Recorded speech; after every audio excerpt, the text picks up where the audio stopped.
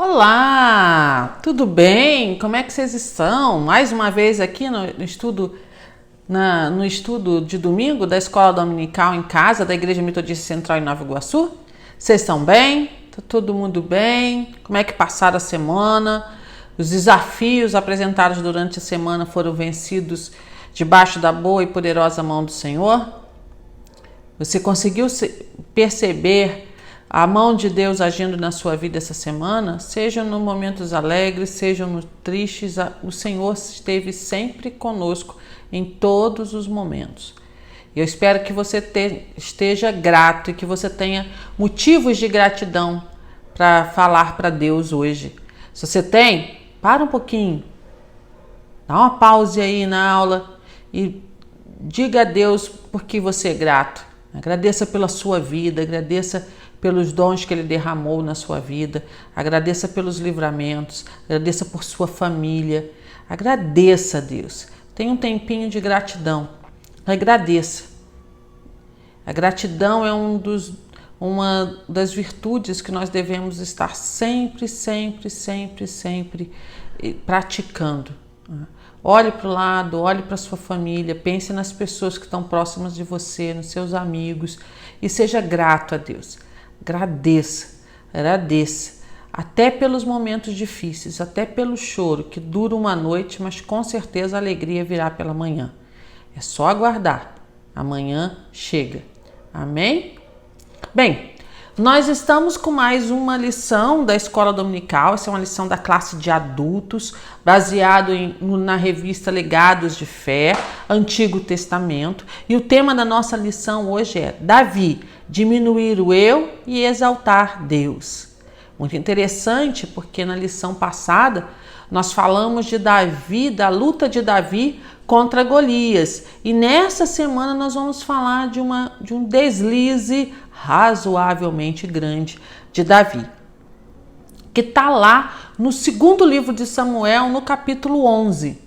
Eu vou ler o capítulo. Eu normalmente, quando é um capítulo inteiro, eu não gosto muito de lê-lo porque demora um tempinho, mas eu acho que esse vale a pena a gente dar uma olhada, tá? Vamos lembrar algumas coisas que é importante antes de eu ler. Capítulo 10, que é o capítulo anterior, é o capítulo da consolidação do reinado de Davi. É o capítulo em que Davi consolida o seu reinado e Davi passa a ser o rei em Israel, né, com o território delimitado, já com uma certa estabilidade. E a gente vai iniciar o capítulo 11 com Davi achando que as coisas estão tão boas que ele não sai para a guerra. Né? Ele fica em casa, o exército dele sai para a guerra e ele fica no palácio. Por que disso? Provavelmente Davi já achava que as coisas estavam tudo sob controle.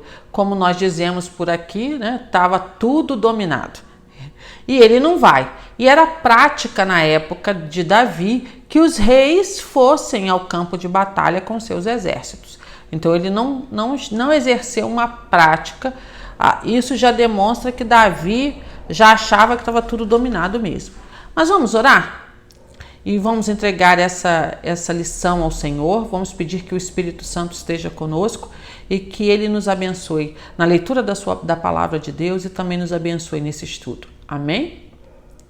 Pai, nós estamos aqui mais uma vez com um coração grato, Pai. Coração grato porque o Senhor cuidou de todas as coisas.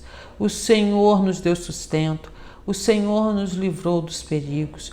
O Senhor nos deu a salvação através de seu Filho Jesus. E agora nós te pedimos, derrama o teu Espírito sobre nós, para que possamos ouvir a tua palavra e ter entendimento daquilo que o Espírito quer falar conosco hoje. Muito obrigada, Pai. Eu te agradeço no nome de Jesus. Amém. Amém? Vamos ler o capítulo? Estão lembrando? Segundo livro de Samuel, no capítulo 11. Tá? Então vamos lá. Diz assim o capítulo 11 do segundo livro de Samuel. Decorrido um ano, no tempo em que os reis costumam sair para a guerra, enviou Davi a Joabe e seus servos com ele e todo Israel, que destruíram os filhos de Amon e sitiaram Rabá, porque Davi ficou em Jerusalém. Uma tarde, levantou-se Davi do seu leito e andava passeando no terraço da casa real. Daí viu uma mulher que estava tomando banho. Era ela muito formosa. Davi mandou perguntar quem era. Disseram-lhe: é Batseba, filha de Eliá e mulher de Urias, o heteu. Então enviou Davi mensageiro que a trouxessem. Ela veio e ele se deitou com ela.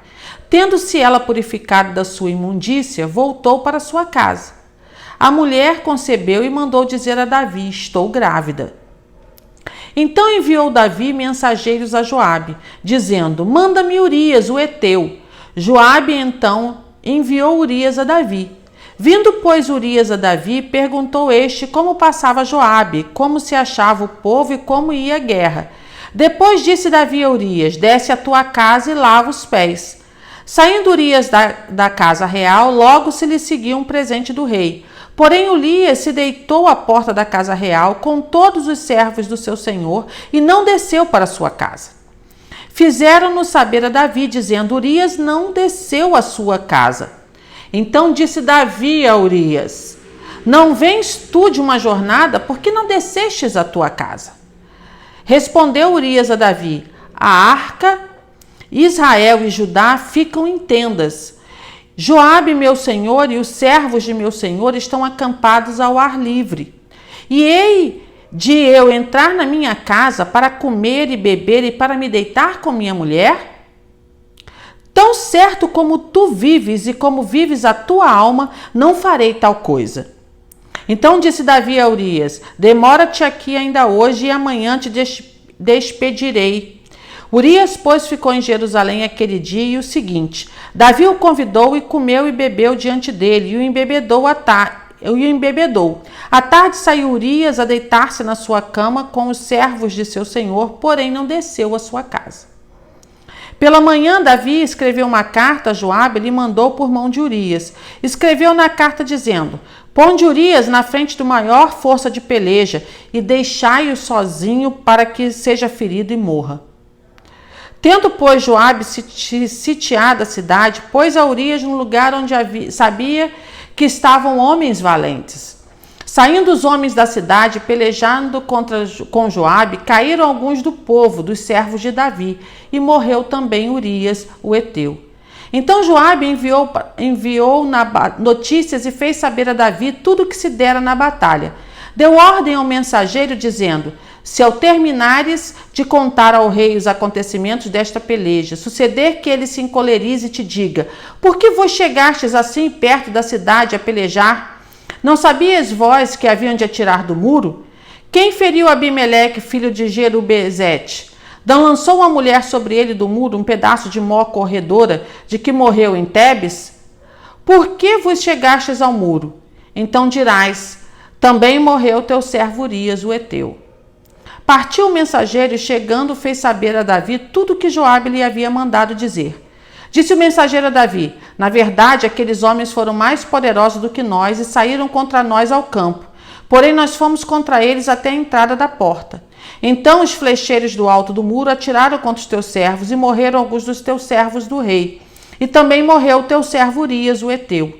Disse Davi ao mensageiro: assim dirás a Joabe: não pareça isto mal aos teus olhos, pois a espada devora tanto este como aquele. Intensifica a tua peleja contra a cidade e derrota, e tu anima Joabe.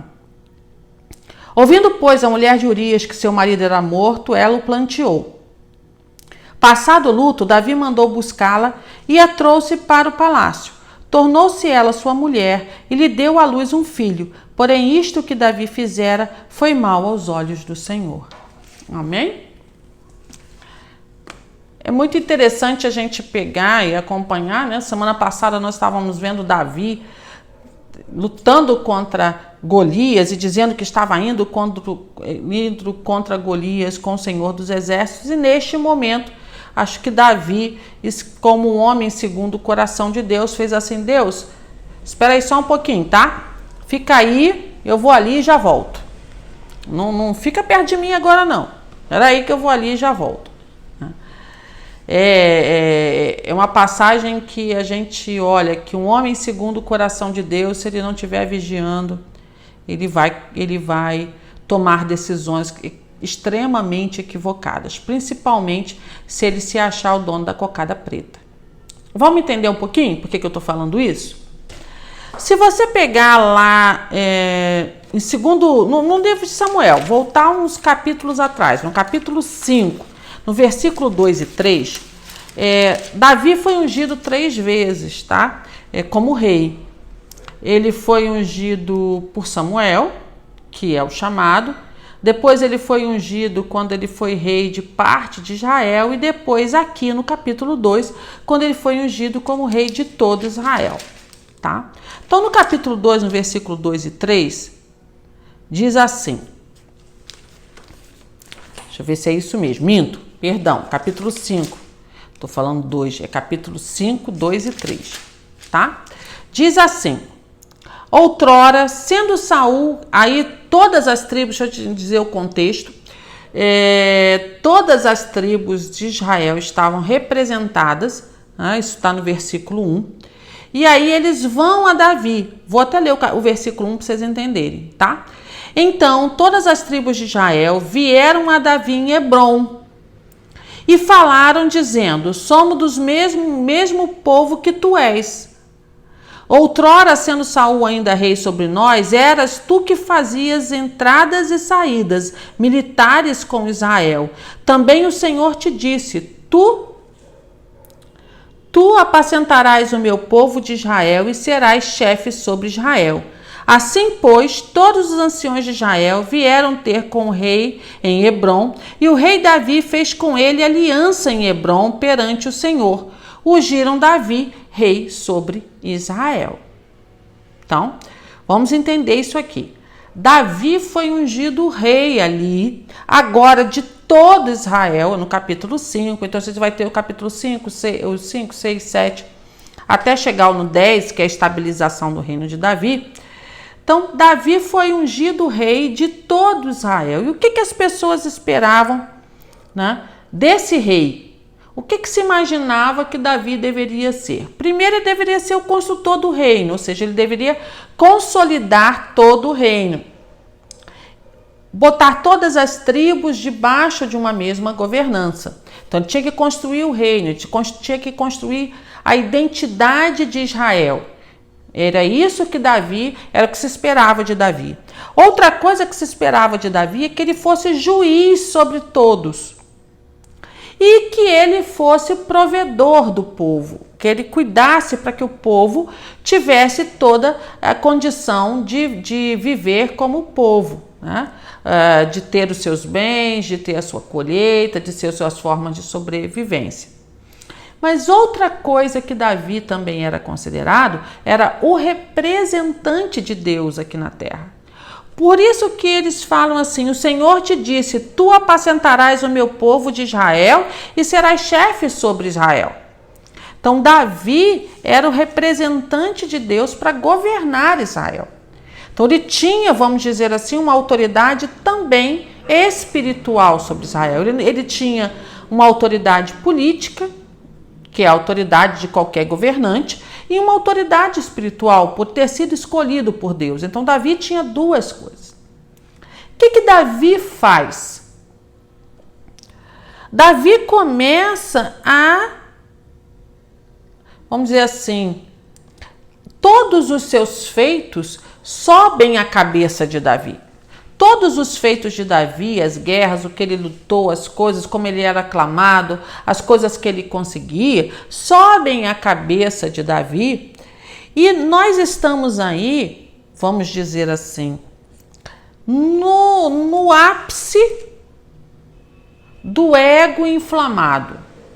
O que é o ápice do ego inflamado? Davi é o rei. Para Davi, ele pode tudo. Ele pode fazer qualquer coisa, porque ele é o cara. Então, se ele é o cara, ele pode fazer qualquer coisa. Os feitos que ele conseguiu, as coisas que ele conseguiu, em determinado momento, e nesse específico, sobem a cabeça de Davi, e Davi vai fazer coisas que não eram próprias de um rei, que tinha que cuidar do seu povo e que era um escolhido, era um enviado de Deus, era um representante de Deus. Davi tem atitudes que são atitudes mais ligadas ao seu ego, ao seu desejo, à sua vontade de mostrar o seu poder.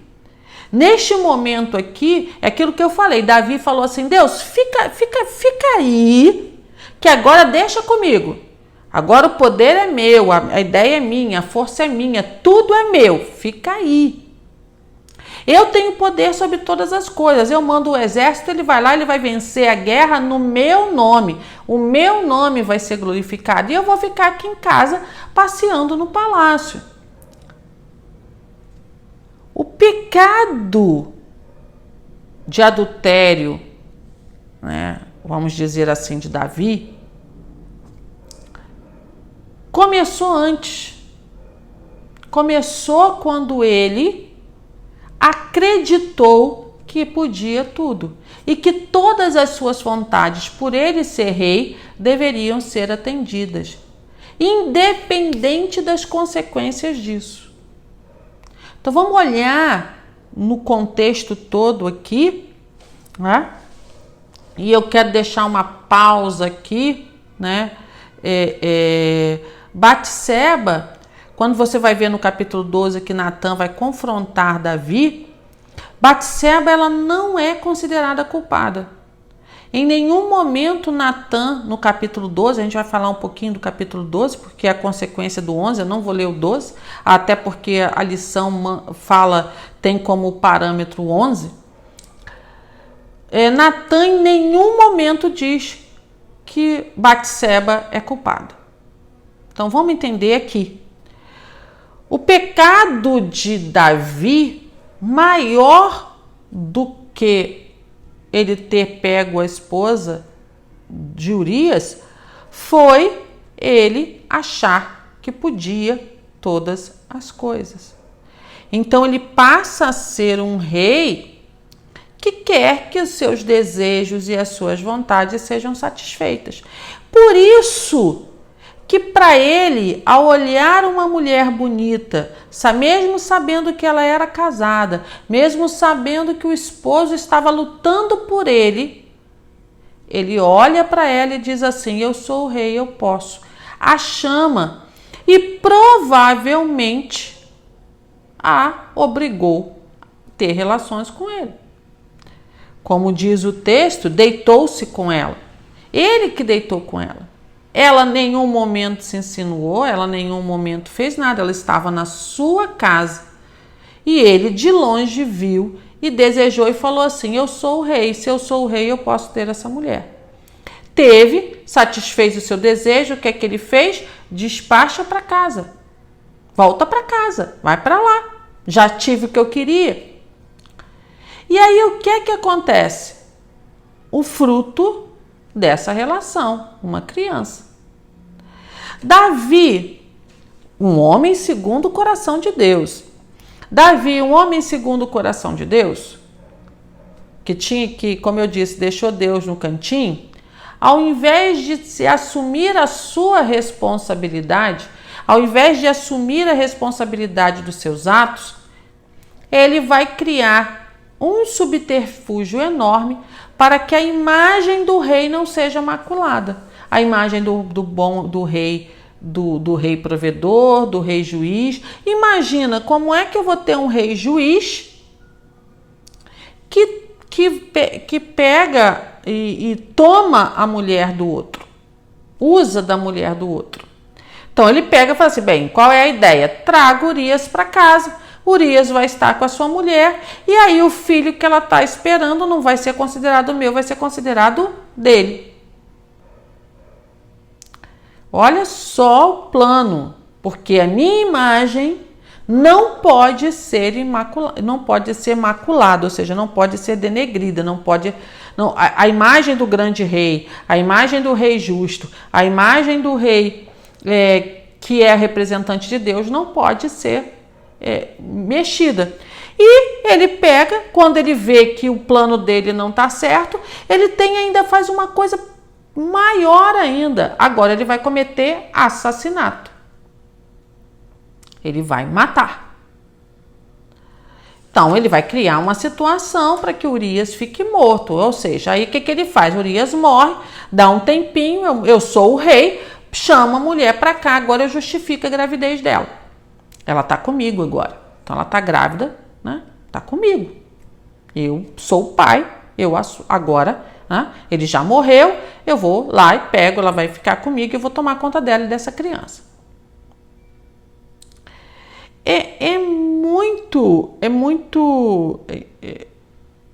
Olhar para Davi assim é você olhar para a humanidade, olhar para o ser humano. O ser humano às vezes está numa caminhada muito boa, muito próxima de Deus, e em algum determinado momento ele se afasta disso, ele passa a assumir o controle que não é dele e ele se acha o Todo-Poderoso. Então eu não preciso de Deus. Esse é um pecado que a gente sabe que vem desde de Adão e Eva. Né? Adão e Eva, por que Adão e Eva comeram do fruto? Porque eles queriam ser parecidos com Deus, eles queriam ter autossuficiência. Né? Uma coisa legal quando a gente olha, até a revista fala um pouco disso, é que Davi, ele tá ali, ele teve aquela situação, termina o texto dizendo que Davi mandou buscar, a mulher deu à luz a um filho, e aí Davi fez o que era mal. O Senhor disse que era mal, o Senhor entendeu que aquilo era mal. Não tinha outra coisa, né? Vamos pensar assim, quando você pensa de quem é Deus, dos seus atributos, Deus não podia achar isso bom, nem abençoar isso. Ao ponto dele mandar Natã, e aí é o capítulo 12 que a gente não leu, mas eu vou dar uma... Manda o profeta Natã faz um subterfúgio da ovelha, diz assim, um grande senhor tinha muitas ovelhas e o seu vizinho só tinha uma, o senhor foi lá, chegou visita, ele matou a ovelha daquele que tinha pegou a ovelha, roubou, matou. O que o rei deve fazer? Natã foi muito esperto, ele usou,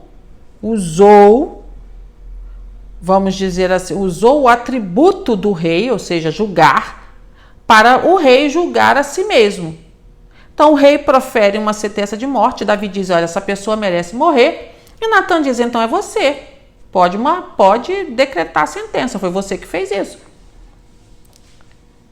E ele se prostra, né? O texto fala que ele se prostra a uma sentença muito, muito difícil de Deus para Davi. O texto diz lá que não se apartará, no capítulo 12, versículo 10, agora, pois, não se apartará a espada jamais da tua casa, porquanto me desprezastes e tomastes a mulher de Urias, o heteu, para ser tua mulher. Assim diz o Senhor, eis que da tua própria casa suscitarei o mal sobre ti. Tomarei tuas mulheres à tua própria vista e as darei a teu próximo, o qual se deitará com elas em plena luz deste sol. Porque tu o fizestes em oculto, mas eu farei isto perante todo Israel e perante o sol. Infelizmente, Davi trouxe sobre a sua família uma maldição. E se você for ler o texto, né, irmão que deita com irmã, né, com a Tamar, obrigando a estupra, né, a palavra é essa, o termo é forte, mas é isso que ele faz. Filho, Absalão, ele expulsa, Davi foge, fica com as concubinas e ele, à vista de todo o povo, toma as concubinas do pai, ou seja, das mulheres do pai, se deita com as mulheres do pai, isso era uma abominação para o povo. E a espada, a morte, é irmão matando irmão, é uma situação muito, muito doída, né? Da família de Davi. Por quê?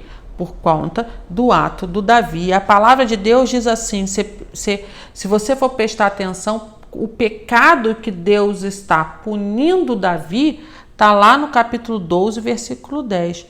Por quanto me desprezaste. Então, você me desprezou e porque você me desprezou, você cometeu todos os outros pecados. A gente tem que tomar muito cuidado. Vamos lembrar que Davi era um homem segundo o coração de Deus. E homens segundo o coração de Deus cometem erros também. E a gente, por isso é que andar com Deus, andar em intimidade, ter temor do Senhor, estar caminhando conforme Deus quer, é o melhor remédio para que a gente que a soberba não invada o nosso coração e que a gente ache que a gente é autossuficiente. É algo que a gente precisa tomar muito cuidado. Mas, por outro lado, Davi tinha um coração ensinável.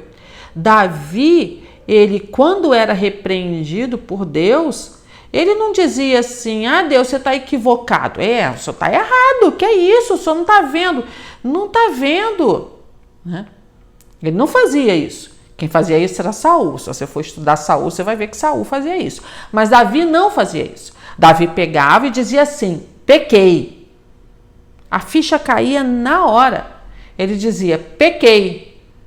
Tende misericórdia de mim, Senhor. Ele se arrependia e ele mudava o seu caminho.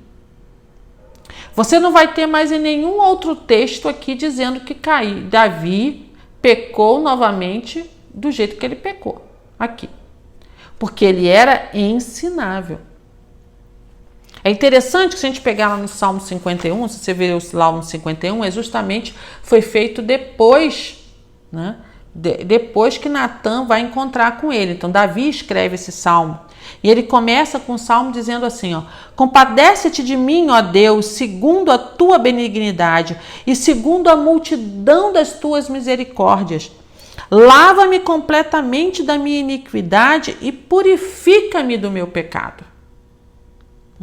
E aí lá no versículo 14 diz assim, livra-me dos crimes de sangue, ó Deus, Deus da minha salvação, e a minha língua exaltará a tua justiça. Ou seja, ele pede perdão ali por ele ter provocado a morte de Urias. E mais do que além de ter provocado a morte de Urias, um outro grande problema é que Urias morreu sem deixar descendente. O nome de Urias não foi perpetuado. Sabe que isso é muito importante para o povo de Israel, ter o nome da família perpetuado. Urias morreu sem ter deixado um legado, sem ter deixado um filho que o representasse. Então isso é uma coisa para o povo, era uma situação também, para Deus era uma situação muito complicada. Por isso a sentença de Deus. Deus estava ensinando ao rei, ensinando a Davi a ser rei. Davi, você é um rei porque eu te ungi, eu te escolhi. Davi, você tem essa missão porque eu decidi que você tivesse, então não me despreze. Haja como um rei segundo o meu coração. Tenha juízos perfeitos, tome conta deste povo, comande a nação, faça o que eu estou lhe falando, Davi. Você não é rei para fazer as suas vontades. Você não é rei para que as suas vontades sejam satisfeitas. Você é rei para servir ao povo de Israel. Então, quando eu assumo uma posição de liderança, em qualquer instância, seja na igreja, seja no trabalho, seja na escola, seja em casa, qualquer um. Quando eu tomo uma posição de liderança, a primeira coisa que eu tenho que entender é: eu estou ali para servir e não para ser servido. Eu estou ali para fazer a vontade de Deus e não para que seja feita a minha vontade. O que a gente aprende com Davi, né? Que ninguém está livre de desejar algo que não deveria. Ninguém está livre disso. Nós somos humanos. A gente pode cobiçar alguma coisa que não nos é lícita, seja a mulher ou o homem do próximo, seja a casa do próximo, o emprego do próximo, a empresa do próximo, o que for, o que for, o que for. Deus, você não está livre, quer dizer, você não está livre disso. Mas como é que eu não caio nessa tentação? Quando eu caminho fazendo a vontade de Deus, quando eu caminho fazendo o que Deus espera de mim, quando eu caminho fazendo as coisas que Deus quer, né? Todos nós somos sujeitos às mesmas coisas, eu e você. A diferença está em como é que eu vou conseguir me blindar desses desejos, dessas paixões, desses rompantes que podem nos acontecer. E podem acontecer com qualquer um. A gente tem que ter um relacionamento com Deus, íntimo, único, pessoal, que faça com que a gente consiga superar essas paixões e esses desejos. Mas, outra lição que Davi nos dá. Mesmo que a gente sucumba a algum desejo, mesmo que a gente sucumba a alguma vontade ou alguma paixão, o que eu devo fazer? Fazer como Davi. Clamar misericórdia. Pedir a Deus misericórdia. Pedir a Deus que cuide. Pedir a Deus que perdoe. Pedir a Deus que cubra a iniquidade. E Deus vai fazer isso. É claro que Deus te perdoa, com certeza.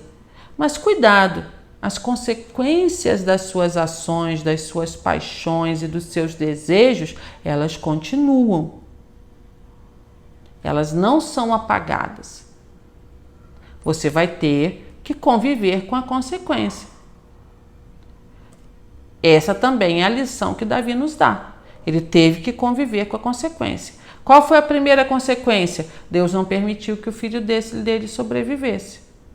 Quais foram as outras consequências? A espada nunca se apartou da casa de Davi. E ele teve que conviver com todas essas situações. Então, cuidado, tenha cuidado. Esteja vigilante. Peça a Deus discernimento. E jamais coloque Deus num cantinho. Despreze Deus em nenhuma circunstância. Tá difícil? A paixão, o desejo tá chegando e você não sabe como controlar isso? Dobra o joelho, fala com Deus. Deus, eu não aguento. Terminando aqui, no final, diz assim, na revista: na caminhada cristã, sempre vale a prerrogativa de Jesus quanto a vigiar e orar. Jesus sempre andou em oração e vigilância para nos ensinar como devemos viver. Davi, naquele tempo de sua vida, abriu espaço para que o ego dominasse. As consequências foram desastrosas. Embora ele tenha experimentado, mediante arrependimento, o perdão do Senhor. Oremos para que Deus não permita que nosso eu nos engane e leve por caminhos pedregosos. No entanto, se isto acontecer, disponhamos-nos a fazer o caminho de volta, na certeza de que a graça de Deus nos justifique e santifique. Amém? Que a graça de Deus possa estar conosco todos os dias, que ela nos abençoe e que nós consigamos senti-la, mesmo quando a paixão ou o desejo queira nos dominar. Porque se a gente entender a graça e o amor de Deus, com certeza nós seremos mais fortes do que qualquer paixão e que qualquer desejo que nos afaste da vontade de Deus. Amém? Lembre-se, Davi era um homem segundo o coração de Deus. E por isso, Deus estava com ele. E Deus abençoou nas suas jornadas e abençoou o seu reinado. A ponto de abençoar o reinado de Salomão. Salomão só teve paz por conta da bênção que foi dada para Davi. Você, eu e você, podemos atrair a bênção do Senhor para nossas vidas, sendo homens e mulheres segundo o coração de Deus. E ao trazer a bênção para a nossa vida, traremos bênção para as nossas descendências. Amém? Então, um beijo grande no seu coração. Até domingo que vem, a gente se encontra de novo. Tenha uma semana abençoada no nome de Jesus. Amém.